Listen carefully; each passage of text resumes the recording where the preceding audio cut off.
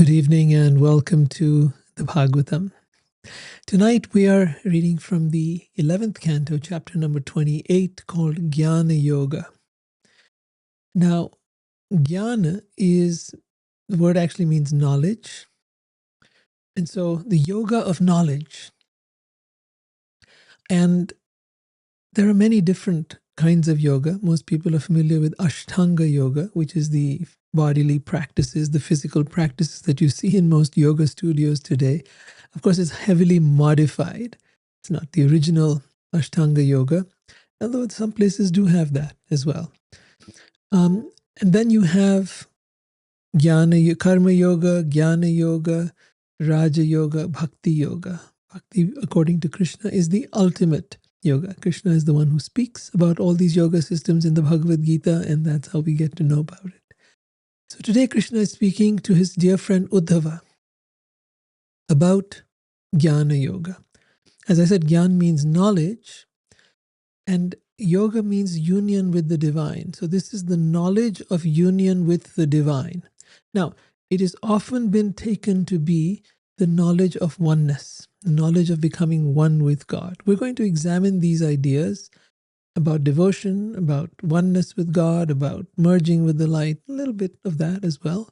And we'll take a look at what real knowledge is when it comes to union with the divine or oneness with God. So you can think of today's chapter as a master class in how to cut through the illusion of this world without becoming bitter or judgmental person. So, it's really, to be honest, it's really easy to become spiritual, but spiritual is not something you become. Spiritual is something that you are. And what you're really doing is uncovering the layers that cover your true spiritual nature. People say they want to become enlightened. It's not a becoming, it's a coming home to who you actually are. Right? So this becoming, this idea of evolving, this idea of attaining, this is all part of the material conception that we have to get somewhere. We have to arrive somewhere to achieve something. This is the way the mind works. And this is the trap that it has us in. And it is this same trap that keeps us addicted to the ideas of duality, better and worse, of judgment. I like, I dislike, good, bad, right, wrong. See, one can practice spirituality in the morning, do your sadhana, do your japa, do whatever practices you do, and then spend the afternoon or the rest of the day checking people out, reviewing them as if you were some sort of all-knowing authority on everyone else, usually not yourself. Krishna begins by taking away one of the mind's favorite toys, praise and criticism. And he doesn't do it because he wants you to become passive or clueless. He does it because praise and criticism, when rooted in material duality, steal your consciousness. And your consciousness, that's your life. So tonight we're going to walk through this chapter, and I'll often pause and reflect on our present life and how we live it. And we'll take a look at what he was teaching Uddhava, the great wisdom he was imparting to him about everything. This applies to everything: relationships, work, identity, anxiety, social media, all of it.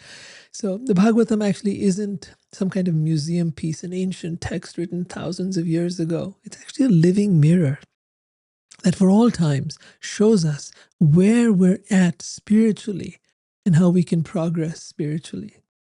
So Krishna opens with this very interesting statement. He says, one should neither praise nor criticize the conditioned nature and activities of other persons.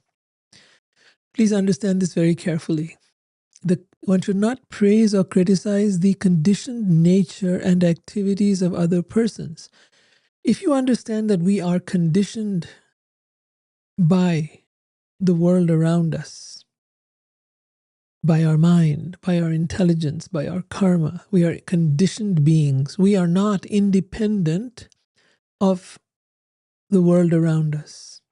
It is the world around us and the world inside us, the way we process whatever was happening around us, came from the world inside us. And the way other people did things in the world around us, all of these two forces, when they get together, and the karmic imprints that we have from many, many lifetimes, the sanskars that we carry, when these come together, the outer and inner worlds, when they collide, then what happens is that we become conditioned. What does it mean to be conditioned? Think of the word conditional. To be conditional is to sometimes be liking something, to sometimes not be liking something. And that's where the duality is. And that's where the conditioning is. This is, as I said earlier, this is right, this is wrong, good, bad, I like, I don't like. All that is part of the dualistic way of thinking. So one should neither praise nor criticize the conditioned nature and activities of other persons. See, people, including ourselves, all of us, are operating under the conditioning. And when you focus on the praise or criticism of others, either giving it to them or receiving it from them, you become more conditioned. You get more wrapped up into the conditioning. You're already judging a dualistic thing, and then you're making that aspect of the duality stronger, thereby keeping the person more attached or more entangled, or keeping yourself more entangled in the dualistic way of life. The purpose of the Bhagavatam is to free you from that dualistic way of life, from that conditioned way of life, from thinking that way, from living that way, from being that way, because then only can you become free of the cycle of birth and death. So he says, instead of this praising and criticism of people, or including yourself, one should see this world simply as the combination of material nature and the enjoying souls, all based on the one absolute truth. So I'm going to break this down for you. The purport explains something very subtle. The material world and all the situations we encounter are products of the modes of nature, goodness, passion, and ignorance, which work together to produce the Supreme Lord's illusory energy, Maya, which gives rise to the innumerable forms and experiences that we encounter in this world. Okay, let's make it real simple. Let's take it down a notch. The example is given of modeling clay. You know how children play with modeling clay, and sometimes adults too. A child takes clay and makes from that clay a tiger, or a man, or a house. Now the clay is real, but the forms that are created from that clay are temporary and illusory, because they're not actually what they appear to be. And this is the example of what Krishna is talking about, that this world appears to be something. We have taken and modeled from the raw material of the world, that raw material, which is actually the Supreme Being himself, the Absolute Truth himself, present as the energy of this world, which then has taken various forms. The forms could be that of a tree, or earth, or ocean, lake, or whatever it might be in this world. And we've taken those raw materials, those ingredients, that clay, as we talked about in the example, and we've made out of that houses, and we've made out of that buildings and roads and products and so many things, right? So those things that we've created out of this raw material are now what captivate us. Now we want that latest thing. It's Christmas time these days, and people want the latest toy. They want the latest fashion. They want the latest, in thing that's trending. And the result of that is that we then chase these things. And as we chase them, then we have to pay for them. And then we have to work for that. And all of this creates the cycle of the economy and the material world. Now, the forms that we are chasing are temporary and illusory. We're spending our entire life on chasing these forms. Those forms could be that of a person. They could be that of a property. They could be that of a car. They could be whatever. But the forms are temporary and illusory. What is real is the clay, the underlying substance of which everything is made. We need to get in touch with that, because that is eternal. That matter is never created or destroyed. You've heard this. But this wasn't the invention of Einstein. Einstein did not invent this concept, nor did any other scientist. This concept has been around for thousands of years, from the time of Krishna and before Krishna, all the way to the time of the creation of this earth and of this universe. The idea that there is Brahman, is a universal energy from which everything comes and is created. Not automatically, consciously, by beings who set forth the creation of this world. So the Supreme Lord then gives these different beings the power to manifest everything. We want to manifest and be like this godly being who can manifest anything. No. We have been manifest. And the world has been manifest. We are now here and we don't know why. So we're trying to figure out our purpose, but we don't know why. We don't know what that is. And the Bhagavatam is making it clear. So it says that these forms are temporary, but they're not actually what they appear to be. To say that the world is an illusion does not mean that everything is nothing. The world is real, but temporary but at the same time, it is a temporary manifestation of the Supreme Lord. We are in His manifestation. He is not our manifestation. Man is made in the image of God. God is not made in the image of man. You may think so, but then you can't explain so many other things. So that's a topic for whenever you want to discuss that. Put it in the comment. I'll be happy to discuss it with you. So this illusion that we see around us, the world we see around us, is actually quite real.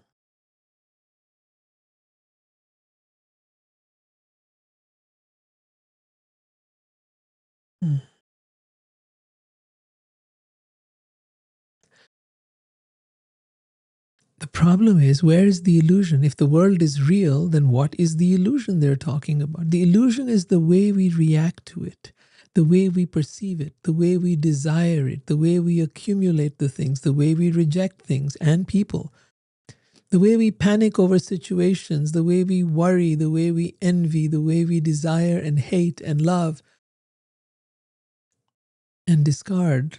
All of this is the illusion that occupies our mind. So what is the illusion then? The illusion is the projections of the mind, the projections of duality, the projections of perception, the projections of our emotions, the projections of our thoughts, the projections of us being what we think we are, this body, this mind. And none of that is true. That is the illusion. So the devotee, one who is coming on this path of bhakti, on this path of devotion, on this path of yoga, stays aloof from the temporary manifestation. He recognizes the world as real, but does not get mesmerized or hypnotized by the things or events around him. Krishna then says, whoever indulges in praising or criticizing the qualities and behavior of others will quickly become deviated from his own best interest by his entanglement in illusory dualities. So keep in mind, whatever you focus on, whatever you become, that becomes your meditation. And whatever becomes your meditation becomes your reality. Meditation is about intense focus. And when we desire something or we hate something, it's an intense focus. We constantly keep thinking about that. When we are angry with someone, when we are upset with someone, keep thinking those thoughts. When we want something, we desire someone or something, then we keep thinking about that. And the more we think about it, the more we see it everywhere, the more everything reminds us of it. And gradually we are pulled in the direction towards that. Because our meditation, our focus, creates that reality for us. Should we then start focusing on other things of the world? Well, that's what we're going to discuss today. How those things mesmerize us and make us think that if I only had this, then my life would be perfect. But that's the illusion. Our life never has become perfect, no matter what we've got. Whether you're the richest person on earth, whether you have everything you need, whether you have all your desires met, you will always want more and more and more and more. And you will never be satisfied. This is the condition of every human being, from the richest to the poorest. All want more. So Krishna is saying, whoever indulges in praising or criticizing the qualities and behavior of others will quickly become deviated from his best interest by his entanglement in illusory dualities. As we become entangled in the dualities of this world, the positive and negative, we become more and more drawn towards that. The purport explains why people praise and criticize. A conditioned soul wants to be the best, the greatest, and so on. All of us, we want to be the best, the greatest. So he criticizes someone he thinks is inferior, and he praises someone he thinks is superior because he aspires to that position. In other words, praise and criticism are often built on envy, either resentment towards those who are less or have less than us, or aspiration towards those who are more or have more than us. And the Bhagavatam calls this deviation from your swartha, from your real self-interest. You got to ask yourself, why? If your goal is simply to be in this world lifetime after lifetime, birth after birth, then that's what you want. But your real swartha, your real self-interest, you think you want something, but your real self-interest lies in becoming free from the entanglement with this world. Why do I say that? Because what we seek cannot be found here. We seek happiness, we seek love, we seek peace, we seek freedom, we seek pleasure, we seek adventure. And yes, while we can get some bit of it here, it always deludes us, just like a mirage in the desert. You go towards it and you feel like you're just getting there. You're just about to get there. You're just about to get there. And when you get there, you realize there's nothing. And so you become disappointed. The one who has everything in the world is the most disappointed person. Because now what does he look forward to? He's got everything. So often you will see those who have achieved everything self-sabotage. Kids who are born into families like that often go off and become drug addicts, or somehow they just can't find any purpose in life. They've got everything. There's nothing to aspire for. There's no thinking that, well, if I had a house, a car, or this or that, then I would be happy. They're not able to have that illusion because they have everything. Now what illusion can they have? It becomes a very empty world for them. One who has nothing keeps aspiring, thinking, oh, if only, look at those people, they're smiling. Look at those people, they seem so cool. Look at those people, they're having such a great time. Ah, if only I had that. That's the illusion. So one should distinguish between the material and the spiritual and not become absorbed in good and bad on the material platform. Now, let me give you another example here. An honest citizen distinguishes between the life of freedom and that of imprisonment. Right? We can see the difference. Oh, I don't want to be in prison. I want my freedom. But a prisoner often will distinguish between a comfortable prison cell or an uncomfortable prison cell. Right? They're still both prison cells, but he's trying to get to a little more comfortable place within the prison.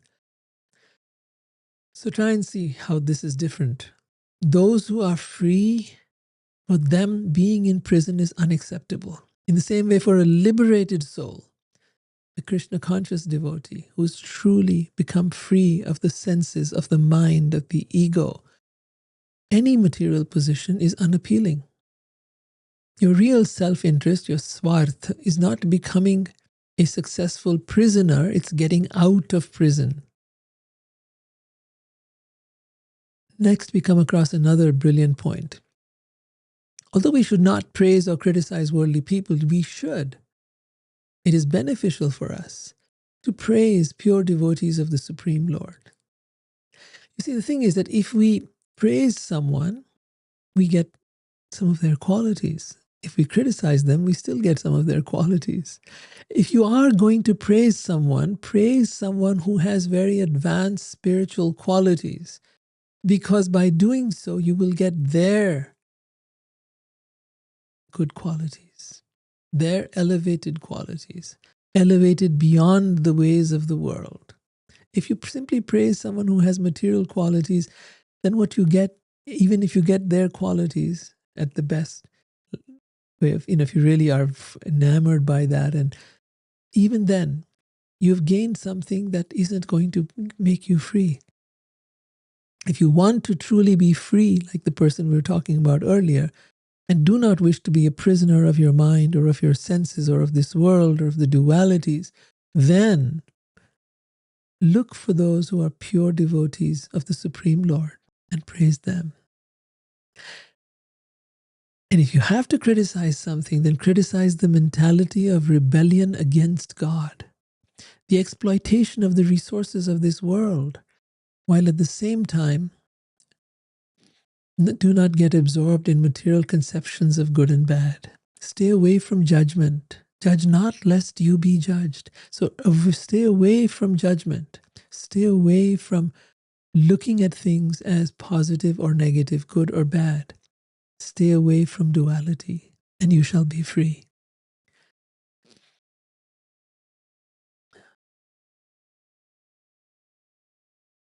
So try and think, where are we on the spectrum? Are we trying to become comfortable in this world, or have we realized that we are imprisoned and determined to get out of this prison-like existence? Most of us live exactly like that of exactly like the foolish prisoner, thinking this job is a better prison cell. This relationship is a better prison cell. This social status is a better prison cell. Of course, we never say that to ourselves. We don't say it like that, but we think it's a better condition. But it's not. Similarly, it is maybe better relatively, but the Bhagavatam is telling you, don't confuse a better prison with freedom. Srila Bhaktisiddhanta Saraswati Thakur makes another important point. He says a materialist is not interested in uniting people on the platform of love of God. Instead, he unnecessarily separates them by emphasizing material designations like communist, capitalist, black, white, rich, poor, liberal, conservative, Christian, Hindu, Muslim, etc., etc., etc. And by making these kind of distinctions, he divides the world. Whereas a true lover of God wants to unite the world.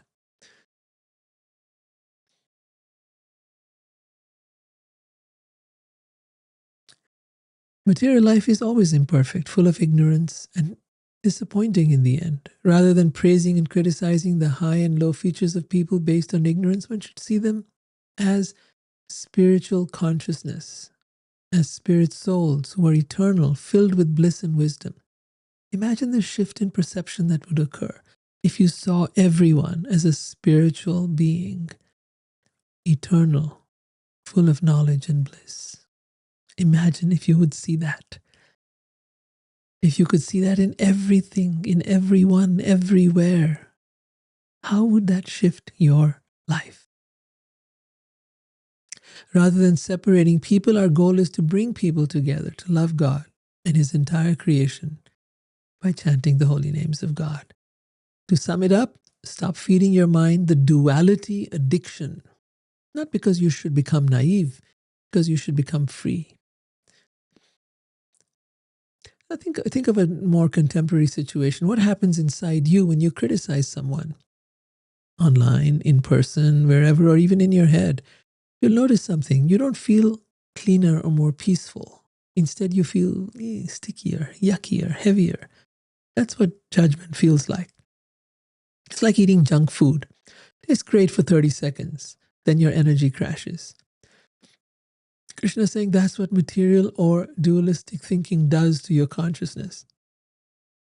Then he continues, just as the embodied spirit soul loses external consciousness while dreaming or in deep sleep, so a person experiencing material duality must encounter illusion and death. Try and understand this. The mind is always creating duality. It is always seeing things from the perspective of plus and minus. Non-duality is to go beyond this way of looking at the world. That is the energy of spirit. That is the energy of the soul. That is the energy of God. They exist in the realm of non-duality. Non-duality does not see the world as good and bad, good or evil. Beyond, it is a state beyond good and evil. Right? So this whole idea that God judges people and sees some as good and some as evil and punishes the evil and sends the good people to heaven, this is a dualistic concept. This is how human beings think. This is not how God thinks. God exists in a non-dual realm, in a non-dual state of consciousness, and sees everything from that place. Not only God, but even those who have become evolved, those who have become spiritually advanced, they see everything from the non-dual perspective. And so that is the reality of freedom. That is the space in which we are no longer bound to the world. That is the space in which they have already found heaven on earth. It's not because they're feeling good. It's because they have transcended the duality of the world. The purport here says that the senses are driven by the false ego in the mode of passions. The ego, we have this, the ego is actually a false ego. The real ego, the real sense of self is the soul. False ego is, I'm this body, these are my things, this is my partner, this is my house, this is all the false ego. This is my body. I am this, I am that. This is I, me, and mine. So as a result of the false ego, one dreams of a world without God and makes plans to exploit people and the resources of nature. Modern atheistic scientists have developed this false ego to a fine art and imagine themselves as great heroes, conquering the obstacles of nature and moving forward towards inevitable omniscience. They believe that they will come to a time when they will be able to live forever. They will create machines by which they will know everything. To some degree, it seems it's happening, right? We've got AI now, and we have all these wonderful technologies, and we have medicine in so many different achievements it's making. But medicine has not been able to stop disease, nor will it ever. And AI might be able to accumulate all the information there is in the world, but it cannot tell us of the worlds beyond these worlds, and nor can it tell us of the things we do not know, and nor can it have unique understandings that are beyond the range of the mind, the intelligence, and the senses. It is limited by our limitations. So AI, while it may seem very fascinating and while it may be able to do a lot, it is still limited by the humans who created it. It is not unlimited. It is not omniscient. It is not all-knowing. So it continues in the purport. Such dreamy materialists are repeatedly stunned by the crushing reactions of the laws of nature, and their arrogant, antagonistic civilizations are repeatedly annihilated by world wars, natural disasters, and violent shifts of the cosmic situation. The conclusion is that the more we pretend we're the controller, the more nature humiliates us. The more we think we're in charge, the more we think we are powerful, the more we think our grandiosity comes to the surface, nature squashes us like a bug. If nothing else, through death, through disease, through old age. And suddenly the best of minds is reduced to nothing. Another example would be that all around us we see conditioned souls are captivated by sexual attraction. And thus, that leads to them becoming bound to the illusion of material society, friendship, and love. We imagine ourselves to be wonderful enjoyers of this world. We want to enjoy the sunset. We want to enjoy the beautiful places and beautiful people and the pleasures of the world. And suddenly, we may be enjoying for a while, and we may enjoy for some time. And then suddenly the world seems to turn against us and presents problems, sometimes terrible dangers or even death. And it feels as if a tamed animal that we had controlled and mastered, and now we were enjoying ourselves and having a great time, this tamed animal has suddenly turned on its master and killed him. I know it's a graphic example, but that is the relationship that we have between or with the world. We think we have tamed the world, and then we're shocked that in fact we were never in control. We're shocked that we were never, ever the master, the enjoyer, the controller of the world around us. It's a very sad and tragic reality. Did we ever conquer nature? Did we ever really overcome old age, disease, and death? Or did we lull ourselves into thinking that modern advancement in science would somehow save us? This is not about being cynical, it's diagnostic. It says, don't put your heart into something temporary as if it's eternal. Don't delude yourself, because that is where suffering explodes. Give you an example. We build a life around being attractive, successful, admired, and then we get old and our body has wrinkles and no longer looks the way it did, and we're not able to walk the way we did. We don't have the energy we had, and suddenly our entire identity is shaken because it was built on falsity and illusions created by our mind and senses. We had become too absorbed in the forms of the world, the clay shapes, but we had forgotten the clay, the raw material, the substance that lies behind everything, which is the energy of God, the basis of all that is. So Krishna is trying to move Uddhava, his friend, and us from fascination with the shapes of illusion towards love of the substance, the absolute truth, which is he himself. He then continues, that which is expressed by material words or meditated upon by the material mind is not the ultimate truth. That which is expressed by material words or meditated upon by the material mind is not the ultimate truth. What therefore is actually good or bad within this insubstantial world of duality, and how can the extent of such good and bad be measured? So this is a question actually being asked by Uddhava, his friend.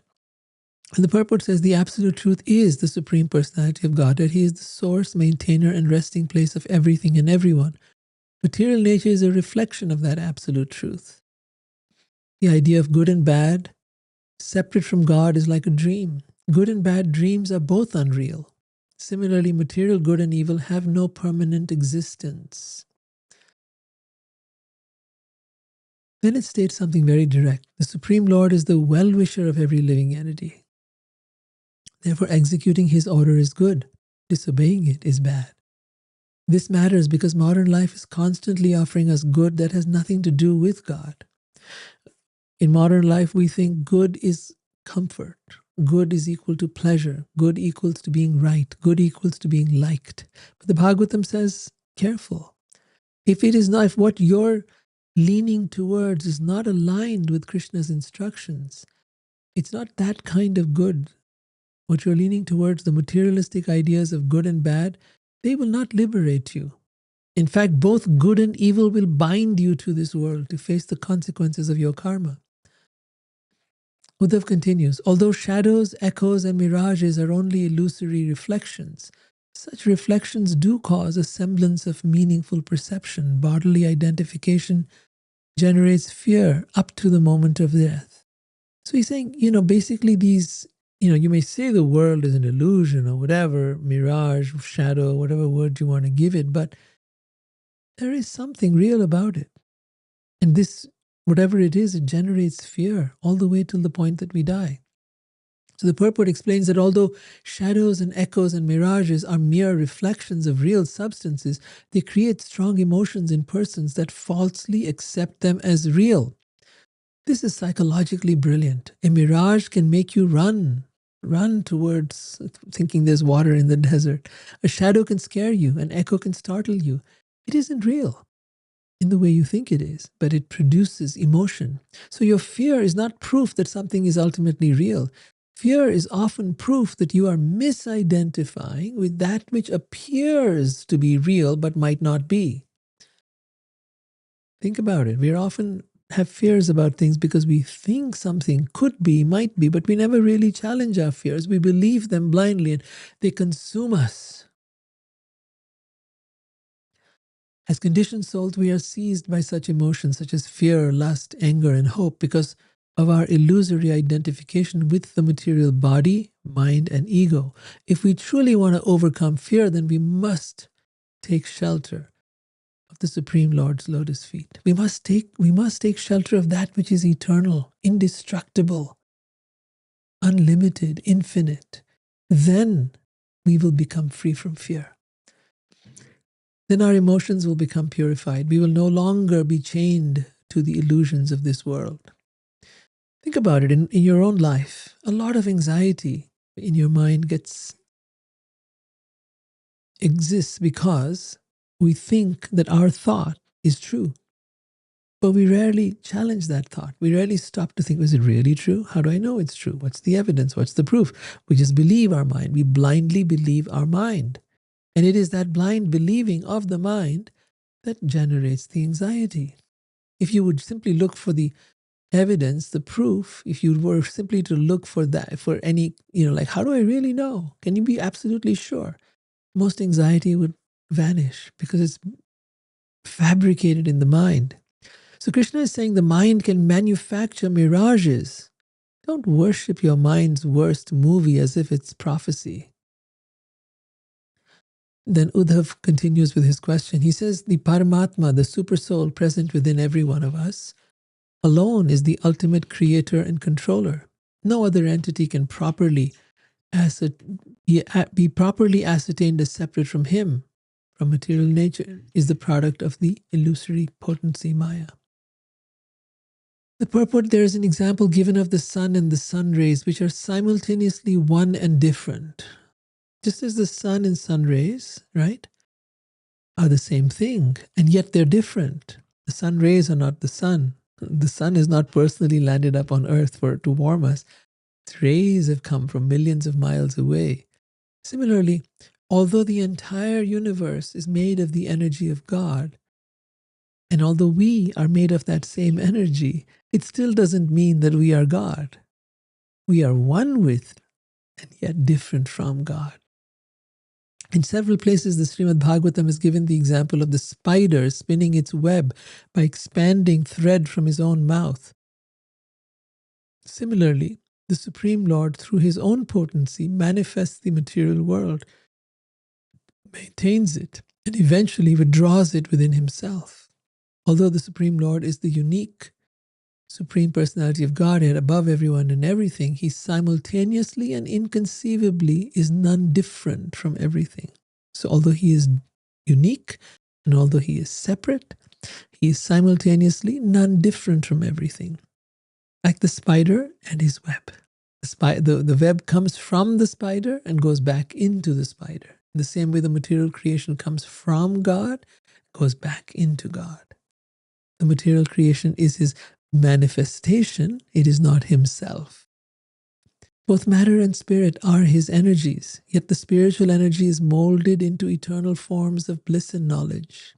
So there are eternal spiritual forms, which are Sat Chit Ananda, eternal, full of knowledge and bliss. And there are the temporary forms of matter, which are symbols of ignorance and frustration for the conditioned souls who covet them. The Supreme Lord is himself the reservoir of all pleasure and is thus dear to his devotees. See, he is the reservoir of all pleasure. He is the source of all pleasure. He is the fountainhead of all pleasure. And we are seeking pleasure in matter where it cannot be found. Whatever you do find within matter is temporary, whether it's the body getting pleasure, whether it's the food, whether it's sex, whether it's whatever, travel, whatever it is you want to find pleasure in is temporary. All the pleasurable things you've done in your life, where are they right now? They're in your head somewhere. You remember them, but they're not happening right now.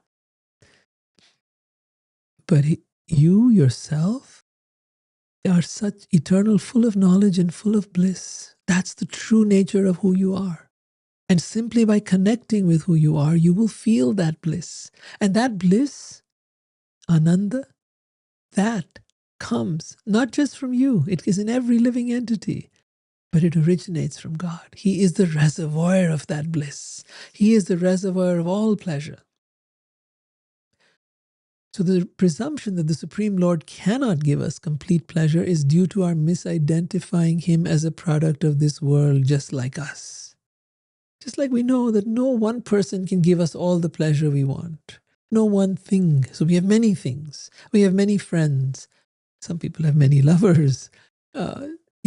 Many desires. And through these many, many things, we think we will ultimately get all the pleasure we want. And so we put God in that category. And so we'll see him once a week. We'll go to church or temple or mosque, whatever it is you go to. We'll see him once in a while. I'll get a little pleasure there too. I'll do my little good deed there of going there too. I'll put in my word, my little donation or my little presence. And hopefully that way I'll get my salvation or save it, whatever it is that I want from God. Doesn't work like that. He is the complete source of pleasure. And we have identified him and made him to just another person who we go to meet, or another person who we think about once in a while. As a result, we pursue false happiness in the deadly embrace of the illusions of this world and thus deviate from our eternal loving relationship with the Supreme Lord, Sri Krishna. Uddhava then asks, one who has properly understood does not indulge in material criticism or praise, like the sun. No, this is Krishna now. Krishna is saying this. One who has properly understood what I'm saying does not indulge in material criticism or praise. Material meaning liking and disliking the things of the world or the people of the world.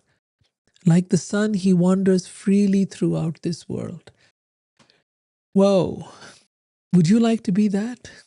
To wander freely throughout the world where nothing can bother you, where nothing can hurt you, and no one?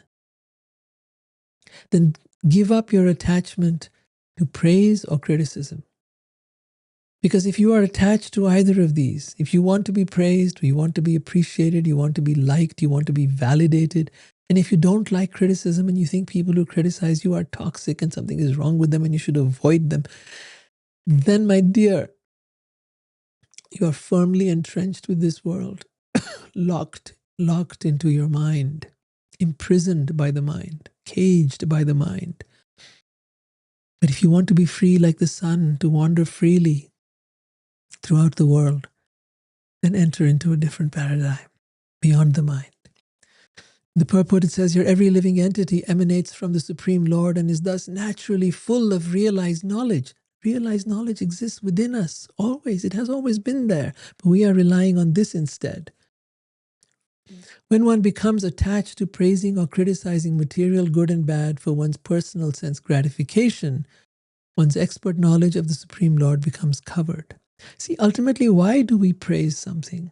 Or why do we criticize something? It's a good point here. For our personal sense gratification, because it feels good. Being with someone feels good. This object feels good. This place feels good. And we pursue what feels good. No. Joseph Conrad said, follow your bliss. No.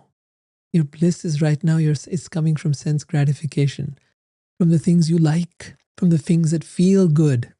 Do not follow that which feels good. In the time of the hippie revolution, they talked about if it feels good, do it. No, don't do it. This is a false idea. It continues in the purport, a pure devotee should neither love nor hate any aspect of material illusion. He should rather accept whatever is favorable for serving Krishna and reject whatever is unfavorable, following the guidance of a bona fide spiritual master. See, if you're following the ways of the mind, positive, negative, good, bad, then you will be trapped by the mind. And the mind will trap you in actions that will then trap you further in karma, which will then trap you in the cycle of birth and death. So you will be imprisoned as a product of the mind. The only solution is to become free of the mind. And then what? Then to follow in the shelter of the Supreme Lord. So the example of the quality of the sun means a self-realized person travels everywhere, enlightening everyone and not getting entangled. As the sun does. Doesn't get entangled. You might want to try to capture the sun rays, but you can't. It's just there. But you can't hold on to it, nor is it trying to hold on to you. And Krishna says, by direct perception, logical deduction, scriptural testimony, and personal realization, one should know that this world has a beginning and an end, and so is not the ultimate reality. Thus, one should live in the world without attachment. This is very logical and very simple. He says, by direct perception, you can see for yourself. By logical deduction, by scriptural testimony and personal realization, one should know that this world has a beginning and an end. Do you want things to have a beginning and an end? Do you want your love to have a beginning and an end? Do you want your life to have a beginning and an end? Do you want your child to have a beginning and an end? No. You want things to live forever. And when they don't, you're brokenhearted. Your relationship breaks up, your dog dies, your kid, something happens to them, or something happens to you. And your loved ones are crying over that. No, he got sick or he died, or whatever. Because nothing in this world is forever. Everything has a beginning and an end. And yet in our imprint, in our soul, is the imprint of eternity. We want eternal life, not because it's some illusion we've created. It's because that's our nature. We want eternal life because that is our reality at the core, and we are longing for that which we are. And we gotta know this. So one should know that the world has a beginning and an end and is not the ultimate reality. One should then live in the world without being attached to anything of the world, neither this body, nor the things of the world, nor the people of the world. According to Srila Jiva Goswami, there are two main material dualities. The first duality is that one sees material good and bad, beautiful and ugly, rich and poor, and so on. The second duality is that one sees the entire material world as separate from or independent of the Supreme Godhead, Sri Krishna. We see the world as separate from God. The first duality is that of opposites and is subject to dissolution by the influence of time. So over time, that which you love can turn into hate. That which you liked, you might begin to dislike. That which was so fascinating can become boring. So this is about opposites. And those opposites can flip over time. The second duality is that of separateness and is the hallucination. The idea that God and the creation are separate or independent. No, they're not. One who is firmly convinced of the temporary, illusory nature of this world moves about freely without attachment. Although engaging in all types of devotional service for the Lord, such a person is never entangled and remains cheerful and satisfied in spiritual consciousness. So spiritual consciousness means seeing that the world, the creation, is no different than God. So you're seeing God everywhere in everyone. Not that everyone is God, not that the world is God, but his energy is here as the Brahman, the energy of God, as Paramatma, the presence of God within each and every being. And you see that and you focus on that and you realize God is everywhere. There is nothing in this world except God, except Krishna. He is everywhere, in everything, in everyone. And yet he exists separate from this creation. Just like the example of the spider, the web comes from the spider, but the web is not the spider. The spider is the source of the web. The web is not the spider. It comes from the spider, but it's not the spider. Similarly, the world comes from God, is an expression of his energy, but it is not God. That God still exists separate from it. Yet in this world, the very fabric of this world, just like we gave the example of the clay and then the things that are made from the clay is that energy of God. That is the ingredient cause of the world. So although engaging in all types of devotional service for the Lord, such a person, a liberated person, a devotee of God, is never entangled and remains cheerful and satisfied in spiritual consciousness.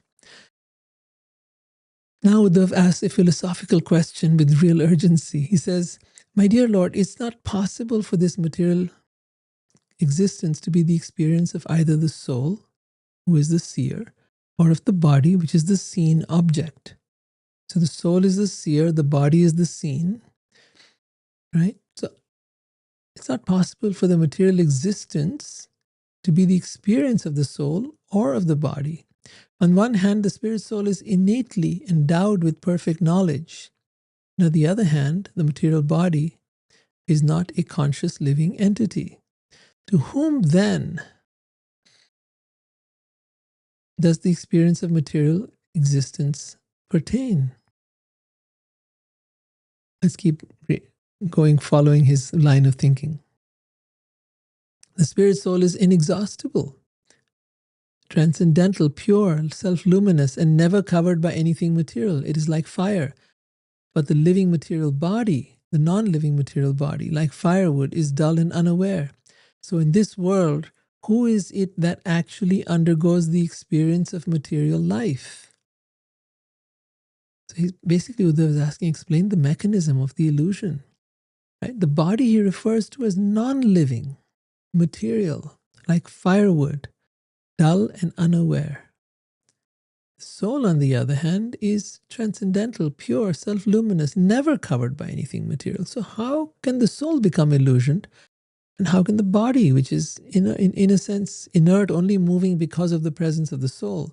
Just like my shirt is moving because of the presence of my body is moving because of the presence of my soul. So how can the inert be under illusion? And how can the soul, that is always transcendental and pure, ever come under the influence of illusion? At this point, Krishna replies, as long as the foolish spirit soul remains attracted to the material body, senses, and prana, the vital force, his material existence continues to flourish, although it is ultimately meaningless. Such a powerful statement. It is our attraction to the material body, senses, etc., and this world, this our attraction, that causes our material existence to flourish, that material existence which is ultimately meaningless. Attraction. Akarshit, as the Sanskrit word. The word Krishna comes from the same root. Akarshit. Krishna. Krishna means the all-attractive one. He is the ultimate source of all attraction. But we are attracted to the world. We are attracted to the body and the senses. And all of that which we are attracted to is ultimately meaningless. Meaningless because where is it? Where is all the enjoyment you had? Where is all the pleasure? Where are all the things? Just memories, bits of memory here. So that's why the soul is foolishly attracted to this world. The soul voluntarily connects himself with the world, thinking this is going to be useful. The reality is that everything is useless unless it is used in the loving service of the Supreme Lord. Then Krishna says, actually the living entity is transcendental. Transcendental means beyond, transcendent, right? Above, transcendent to the material existence. But because of his mentality of lording it over material nature, we want to control material nature, we want to be in charge, we want to own, we want to possess. That's called lording it over. Because of his mentality of lording it over material nature, his material existential condition does not cease. And just as in a dream, he is affected by all sorts of disadvantages. Think about this carefully. What is causing us? So one was our attraction to the things of the world. The second is our mentality of wanting to control the world, to own the world, to possess the things of the world. As long as that continues, we will stay entangled. And then we will experience all kinds of ups and downs, ups and downs, ups and downs. just as in a dream. Although while dreaming a person experiences many undesirable things, upon awakening, he is no longer confused by the dream experiences. So the same thing happens when one becomes enlightened, or one becomes awakened, or one becomes a devotee of Krishna. You begin to see things as they are, and you are no longer hallucinating or in that dream state of believing this world to be real and then being captivated by it or attached to it. Krishna continues, lamentation, elation, so sadness, happiness, fear, anger, greed, confusion, and hankering, as well as birth and death, are experiences of the false ego and not of the pure soul. In other words, the soul is not having this experience that you're having. No, it is the mind, it is the ego, it is the intellect. Man, buddhi, ahankar. That's what's having the experience of loss or gain or pleasure or fear or anger or greed or confusion. The mind is having this experience, not the soul. The soul is dormant. The mind and body are having this experience, birth and death. The ego is controlling all of them. The soul is dormant. The purport says false ego is the pure soul's illusory identification with the subtle material body and mind. With the subtle mind and the gross material body, rather. As a result of this illusory identification, the conditioned soul feels lamentation for things that are lost, jubilation over things gained, fear of things inauspicious, and anger at the frustration of his desires, and greed for sense gratification. And so bewildered by such false attractions and aversions, the conditioned soul must accept further material bodies, which means he must undergo repeated births and deaths. One who is self-realized knows that all such mundane emotions have nothing to do with the pure soul, whose natural propensity is to engage in the loving service of the Lord. By the way, notice it says loving service of the Lord. Why service? Because love is not just a sentiment. Love is not just words. Love is a verb. Love is doing. You serve. You engage in serving your beloved. So when you say you love God, it's not just you use lip service and words. It's not just that you read a book. It's not just that you go to an institution. It's that you engage in loving service to God. That's why it's called devotional service. That's what bhakti is, devotional service to God. Krishna says the living entity who falsely identifies with his body, senses, and mind, and who dwells within these coverings, assumes the form of his own materially conditioned qualities and work. So basically this form that we have is a result of our karma and of our conditioning.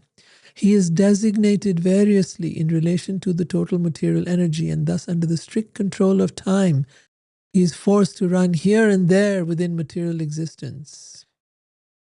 That just doesn't mean, going and commuting to work and coming back. It means from one body to another, to another, to another, to another, to another, to another, ad infinitum.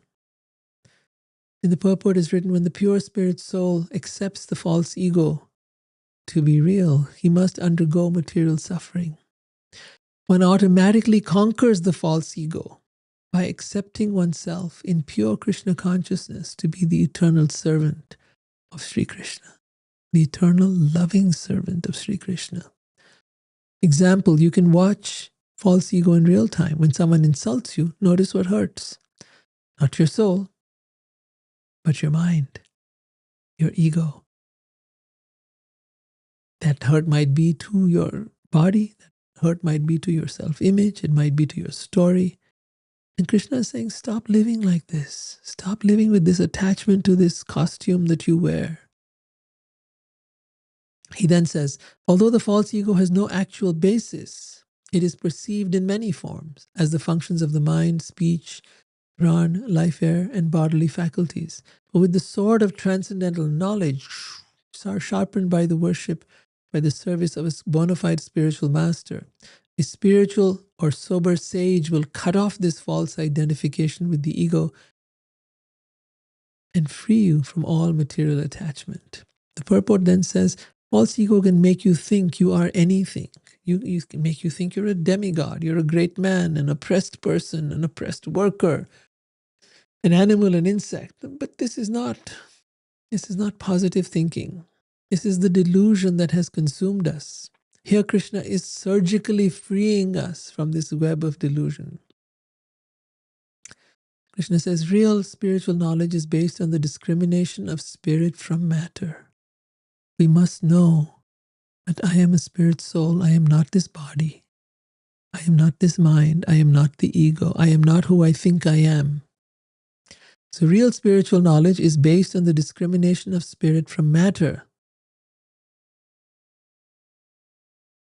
And it is cultivated by spiritual evidence. So there is spiritual evidence. How can one arrive at that evidence? Through austerity, through direct perception, through reception or receiving the knowledge of the Puranas, the historical narrations, and logical inference. It says use your mind, think, but at the same time practice these things. Listen and then apply. And as you apply, you will start to see the result. The absolute truth, Supreme Godhead, which alone was present before the creation of the universe and which alone will remain after its destruction, is also the time factor and the ultimate cause. So the absolute truth, or God, which was present before the creation of the universe and which alone will remain after its destruction, is also the time factor and is the ultimate cause. Ishvara Parama Krishna Satchidananda Vigraha Anadir Adir Govinda Sarva Karana Karanam. He is the ultimate cause. Sarva Karana Karanam. Or he is the cause of all causes. He is Anadir. He is the original being. Nothing exists before him and nothing can exist without him. Anadir Adir Govinda. Even in the middle stage of this creation's existence, the absolute truth alone is the actual reality. So even now, though this is not the point of creation, this is not the point of dissolution of the universe, even now, the absolute truth is the actual reality. He is the actual reality. He is the only thing that is real. Then Krishna says gold alone is present before it's manufactured into gold products. The gold alone remains after those products are destroyed. And the gold alone is the essential reality while it is being utilized under various designations. So you have gold. From gold you make ornaments. When those ornaments are destroyed, you can bring them back to gold. Melt them and bring them back to gold. So the gold was there before, the gold is there after, and the gold is there during the time that they are ornaments. Similarly, Krishna says, I alone exist before the creation of this universe, after its destruction, and during its existence. I alone exist. Nothing else exists. He is all that exists. He is all that is. The material mind manifests in three phases of consciousness: wakefulness, sleep, and deep sleep, which are products of the three modes of nature. The mind further appears in three different roles: the perceiver, the perceived, and the regulator of perception. Thus, the mind is manifested variously throughout these threefold designations, but it is the fourth factor, which exists separately from all this, that alone constitutes the absolute truth. That which did not exist in the past and will not exist in the future also has no existence of its own for the period of its duration.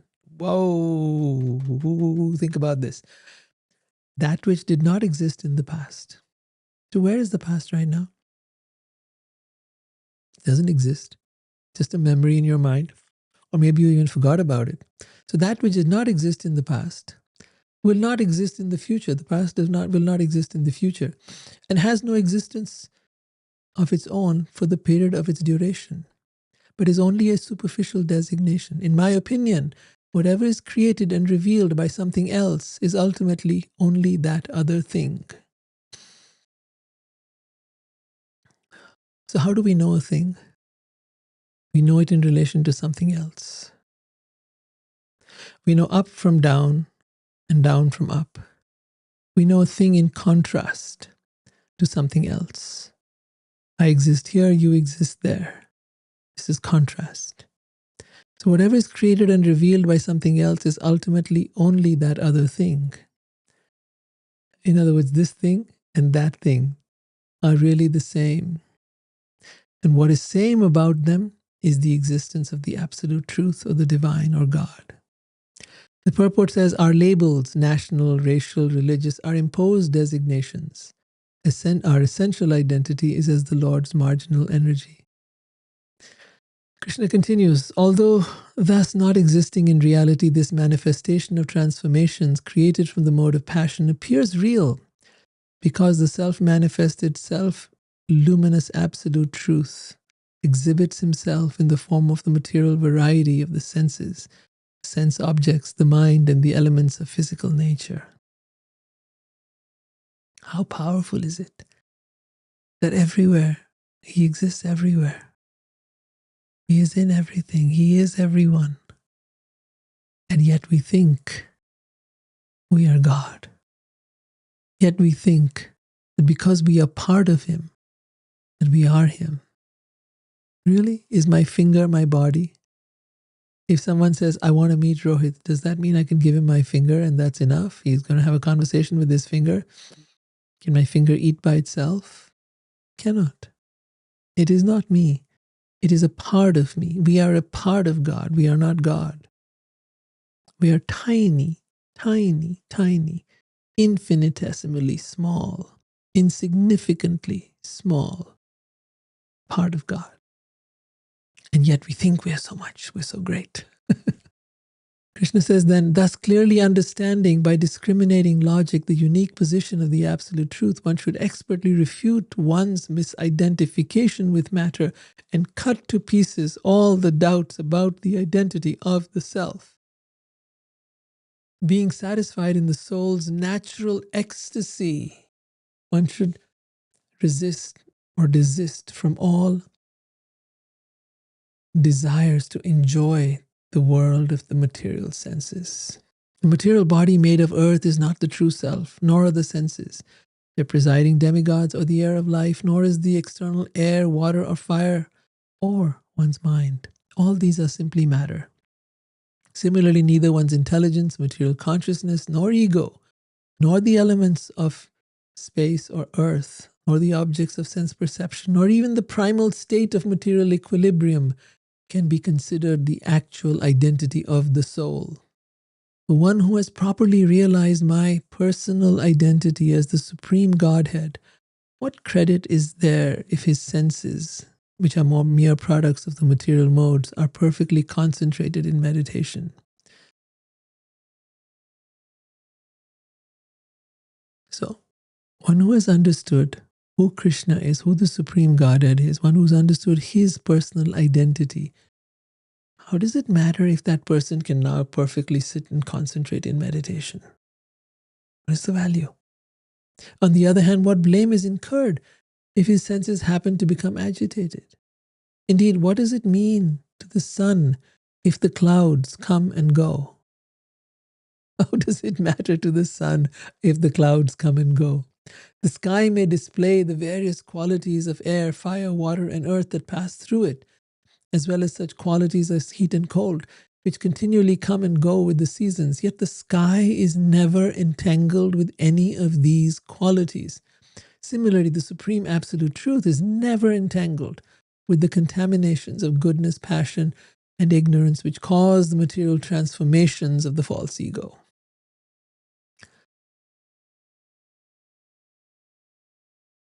In short, the Supreme Lord, Sri Krishna, the Absolute Truth, while he is the source of everything, he is aloof from everything. He is not affected by the stuff of this world, or the entire material world for that matter. Just as the sky is not affected by all that is going on within the sky, it's not affected by the movements of the clouds or the winds or the sun rays or the whatever is happening, if you have pollution or this. The sky itself is not affected by any of it. It may appear to be smoggy, it may appear to be foggy, it may appear to be raining, it may appear to be snowing, but the sky is not affected. Just take that airplane, go above, and you'll notice the sky is the same. Didn't make a difference. It has always been the same. Above the clouds, it's all sunshine. So it is, the absolute truth is consistently holding the space of this universe. It is holding all of us. And once we realize that, we too will no longer be flying under the weather or under the influence of this world, but will be flying above it, free, independent of the control of this world upon us. Then he says, nevertheless, until by firmly practicing bhakti, devotional service to me, one has completely eliminated from his mind all contamination of material passion, one must very carefully avoid associating with the material modes which are produced by my illusory energy. So it says, in the practice of sadhana, practicing bhakti, one must discipline oneself to stay aloof of the things that are likely to trap you within this world. There will come a time when you will no longer be attracted to the world or entrapped by the world or by your mind or by your senses. At that time, it will not matter. You will not need to exercise any kind of discipline. You will not need to follow any kinds of rules, because you will naturally have reached a place where you're already consistently, always free of the control of your mind, senses, and ego. Free of the contamination of your sanskars or the impressions on your subconscious. Free. But till that happens, one needs to have a structured process in which to become free. That is called sadhana bhakti or Vaidhi bhakti. So therefore he says, one must carefully avoid associating with the material modes which are produced by my illusory energy. In the purport it is said, even though the material nature is none different from the Supreme Lord, one who has yet to conquer one's material desires should not artificially associate with material things, declaring them to be non-different from God. Just because everything is energy, don't be presumptuous to think that, oh, no, everything is God, therefore I can just be with anything. For example, one should not loosely associate with the opposite sex, claiming them to be non-different from God, or for by such an imitation of the most advanced devotees, one will become falsely proud and neglect the process of bhakti and become involved in sense gratification. Practically in life, you can see people sometimes spiritually bypass. They'll say, oh, I'm beyond the rules, or I'm beyond my emotions, or I know everything. But that's not transcendence. That's just a fancy lie.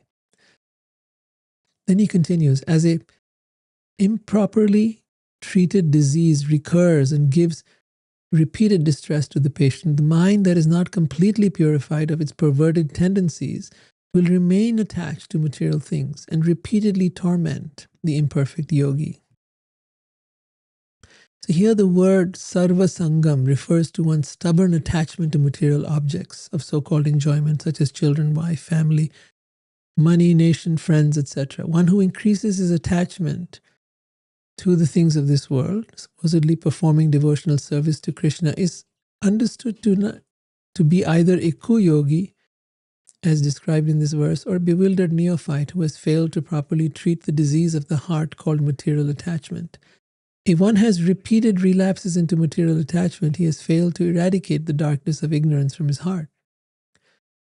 See, basically this is brutally practical. If you keep falling into the same obsessions, the Bhagavatam isn't condemning you, it's diagnosing. It's saying, you got to treat the problem at the root. You haven't done that enough. You need to focus on treating the sickness at its root, the sickness of material attachment and entanglement.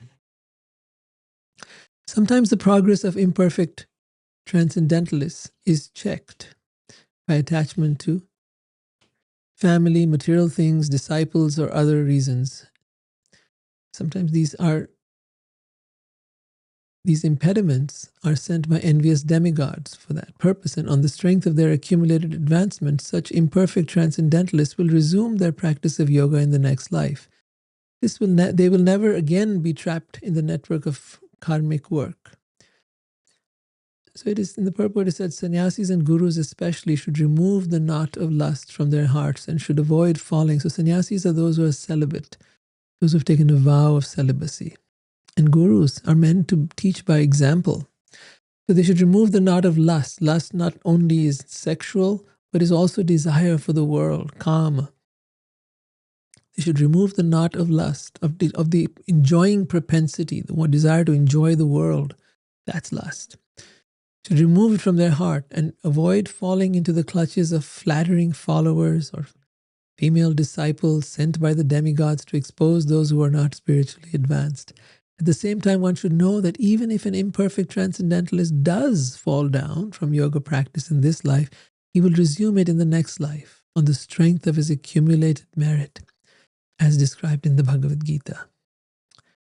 Krishna then continues, an ordinary living entity performs material work and is transformed by the reaction to such work. That is called karma. Thus he is driven by various desires to continue working up to the very moment of his death. A wise person, however, having experienced his own constitutional bliss, meaning the very nature of his essence, the very nature, blissful nature of his soul, gives up all material desires and does not engage in karmic work.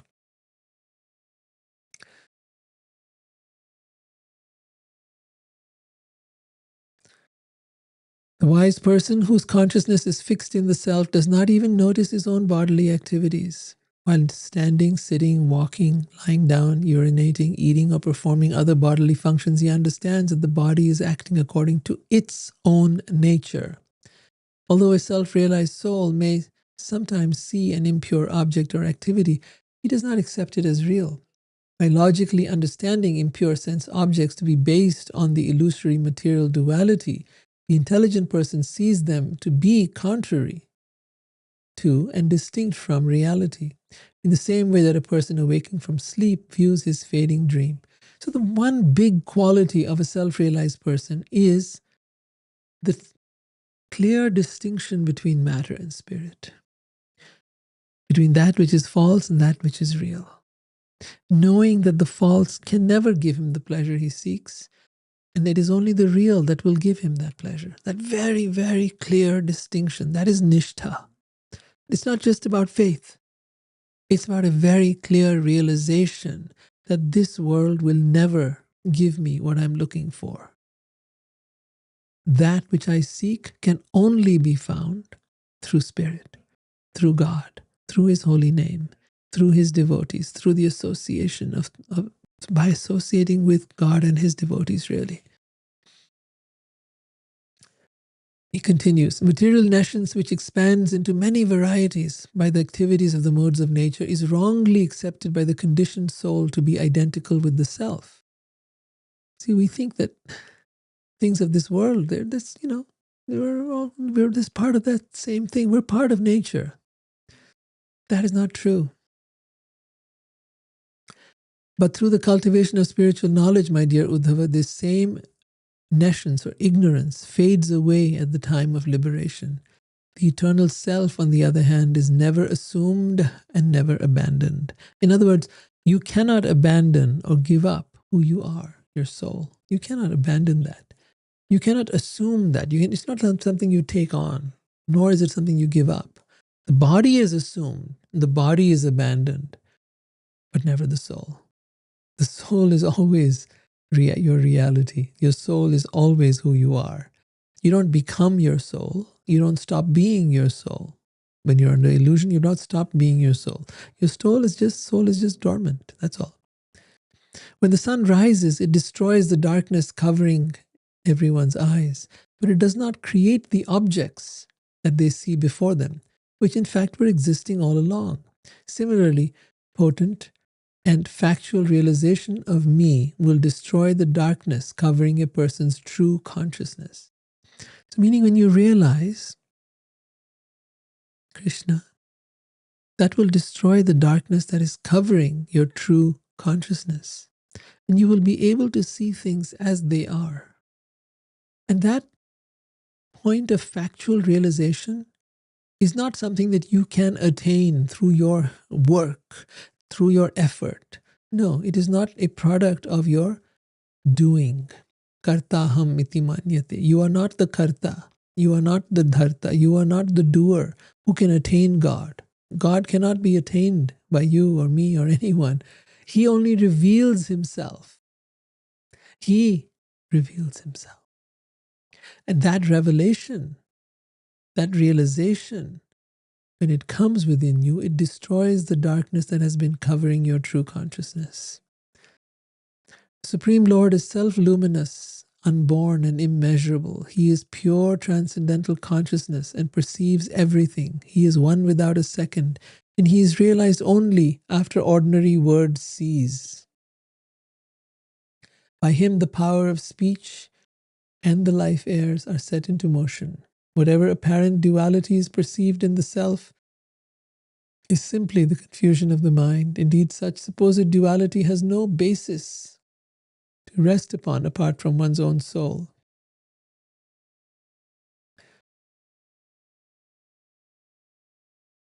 The duality of the five material elements is perceived only in terms of names and forms. Those who say this duality is real are pseudo-scholars, vainly proposing fanciful theories without basis in fact. The physical body of the endeavoring yogi who is not yet mature in his practice may sometimes be overcome by various disturbances. Therefore, the following process is recommended. Some of these obstructions may be counteracted by yogic meditation or by sitting postures practiced together with concentration or controlled breathing, and others may be counteracted by special austerities, mantras, or medicinal herbs. These inauspicious disturbances can be gradually removed by constant remembrance of me. So first he gives the yogic process. You can get past the obstructions, the obstacles in your spiritual growth through yogic meditation, sitting postures, concentration, controlled breathing, and so on and so forth. Austerities, mantras, herbs, and so on. But he says, ultimately, these inauspicious disturbances can be gradually removed by constant remembrance of me, of Krishna, by congregational chanting and hearing, sankirtan of my holy names, that's like chanting kirtan, or by following in the footsteps of the great masters of bhakti yoga. By various methods, some yogis free the body from disease and old age and keep it perpetually youthful. Thus they engage in yoga for the purpose of achieving material mystic perfections. This mystic bodily perfection is not valued very highly by those expert in transcendental knowledge. Indeed, they consider endeavor for such mystic perfections useless, because the soul, like a tree, is permanent, but the body is like a tree's fruit. Like a tree's fruit is subject to destruction. So all these mystic perfections that the yogis can attain are actually related to the body and the mind, and they are subject to destruction. The body is not eternal. And so and a yogi can never be eternal. So all this is considered useless endeavor, the yogic mystic perfections. Although the physical body may be improved by various processes of yoga, an intelligent person who has dedicated his life to me, that is Krishna, does not place his faith in the prospect of perfecting his physical body through yoga, and in fact he gives up such procedures. The yogi who has taken shelter of me remains free from hankering because he experiences the happiness of the soul within. Thus, while executing the process of yoga, he is never defeated by obstacles. Krishna ends with that.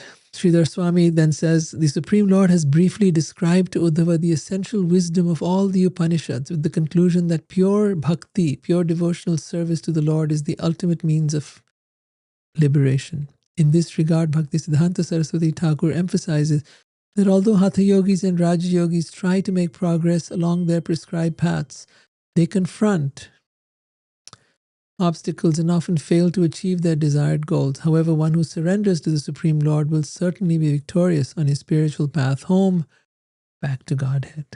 So in closing summary, let's review some of the things we learned today. Chapter 28 teaches us something that can save our life in the most practical way. When you stop praising and criticizing conditioned souls on the material platform, you stop feeding envy. When you stop living in material duality, you stop living in a dream.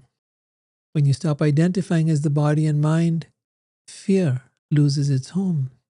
When you take shelter of Krishna through remembrance, hearing, chanting, you get a higher taste that makes renunciation natural, not forced. But please remember the warning. Don't imitate liberation. Don't use high philosophy to justify low cravings. Stay steady in service under guidance and let purification do its work. Because in the end, The chapter isn't saying become a cold, Gyani philosopher. It's saying become free, become devoted. So thank you for listening. Hare Krishna. I'll see you next week. I'm here every Tuesday at 7 p.m. Eastern time, and that is 4 p.m. Pacific time. Wherever you are, thank you for being here. If you have any questions, any comments, please do write them down. I'll be glad to answer. Hare Krishna.